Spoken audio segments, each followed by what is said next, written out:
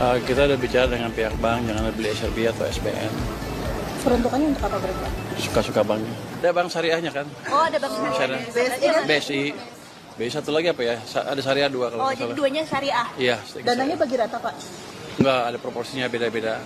Paling besar apa, Pak? Bank apa? Nanti kita atur. Itu memang dari besok ya, mulai besok dari jam berapa Pak? Harusnya cepat. Siang malam ini saya tanda tangan. Besok udah masuk ke bank-bank itu. Yang ditandatangani KMK apa? Ya, pindahin duit aja. Untuk mastiin itu uangnya tidak akan digunakan untuk beli SRBI atau SBN, seperti apa, Pak, nanti mekanismenya? Kita udah bicara dengan pihak bank, jangan beli SRB atau SBN. Peruntukannya untuk apa berarti, Pak? Suka-suka banknya. Yang penting kan kita likuiditas masuk ke sistem. Kok biar dananya nggak ngendap itu gimana Pak? Sekarang permintaan lagi menurun nih Pak. Ini, jadi orang pernah bilang juga seperti itu bahwa kredit nggak akan naik kalau ekonominya nggak maju gitu kan. Sudah pernah kita balik, kita kasih uang banyak, kredit tumbuh juga. Kenapa? Ketika bank-bank itu punya uang lebih, ada pasok kapitalnya kan. Kalau ditaruh di brankas, rugi dia. Misalnya nggak bisa taruh di BI lagi ya, rugi dia kan.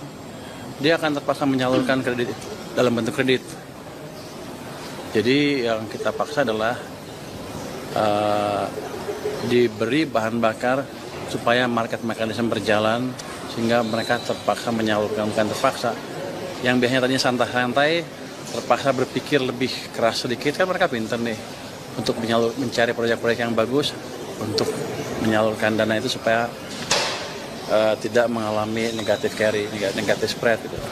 Jadi dengan cara itu hampir pasti uang akan nyebar di sistem perekonomian dan ekonomi akan tumbuh lebih cepat. Kredit pasti akan tumbuh cepat dari yang sekarang.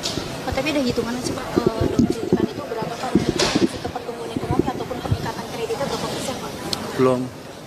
Tapi yang jelas itu kan percobaan pertama. Kita taruh segitu dulu dan kita lihat dalam waktu seminggu, 2 minggu, 3 minggu seperti apa dampaknya di ekonomi.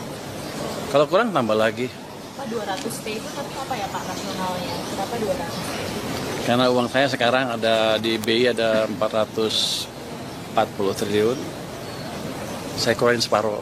Itu aja daripada nongkrong itu. Tapi nanti kalau kurang kita bisa tambah lagi. Dan kan uang kita tambah terus kan.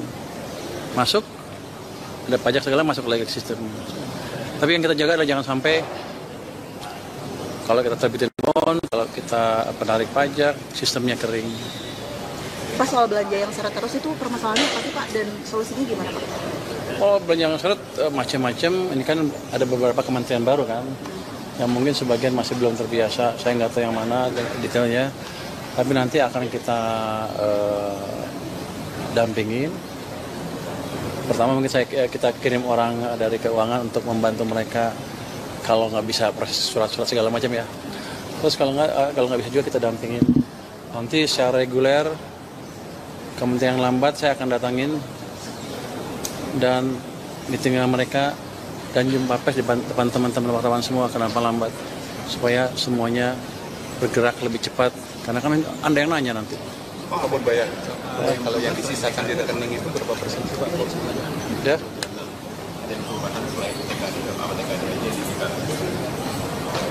Udah diumumin ya ditingkatin ya? Oh, kisi-kisi. Saya belum tahu itu baru kisi-kisi, nanti kalau diketok banggar baru kita umumin ya. Tapi ada perubahan yang besar pasti Pak. Postur, defisit. Apa? Defisit itu akan berubah nggak, Pak? Ada perubahan sedikit pasti. Karena kalau kita lihat di anggaran juga harus meredam kan keresahan daerah, tapi nggak keresahan daerah sampai titik tertentu. Fiskal itu dari bulan Bisa berubah juga, Pak. Berapa yang pengen tahu? 48. Oh, saya nggak tahu. Ini tergantung diskusi sama Banggar. Tapi itu bisa berubah. Bisa berubah, bisa naik, bisa turun. Pak, soal rasio utang yang bakal ditingkatkan ke 43% itu gimana, Pak? Apa? Soal rasio utang yang bakal ditingkatkan ke 43%. Yang bilang siapa? Ada isu aja sih, Pak. Hah? Nggak ada. Oh, berarti nggak benar ya, Pak? Saya nggak tahu sampai sekarang saya belum dengar. Masih di 39 sih, Pak. Ya seperti itu. Berarti masih dijaga di... Masih kita menjaga fiskal prudensi, kehati-hatian fiskal. Fokus saya sekarang adalah membuat anggaran yang ada atau yang nanti 2026 tuh dampaknya optimal dulu buat ekonomi, nggak ada yang nganggur, penyerapan anggaran tepat waktu, dan uang yang kita serap tidak mengganggu sistem perekonomian. Itu utamanya. Nanti kalau itu optimal, baru kita pikirkan kalau perlu mesin atau bahan stimulus tambahan lagi ke perekonomian.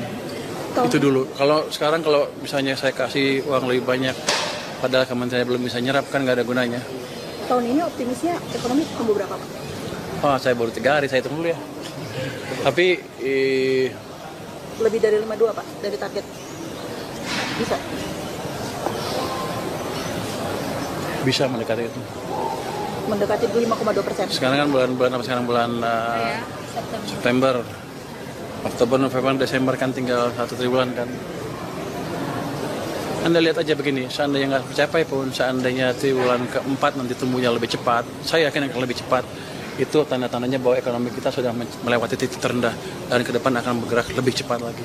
Itu yang paling penting. Dari 200 triliun lagi apa akan ada dorongan-dorongan lain, Pak? Apa? Dari dorongannya dari 200 triliun yang tadi atau ada kebijakan lainnya, Pak? Ke depannya insentif atau Itu dulu kita memastikan sektor swasta jalan, nanti kita lihat butuhnya berapa lagi. Kita pelajari dampak.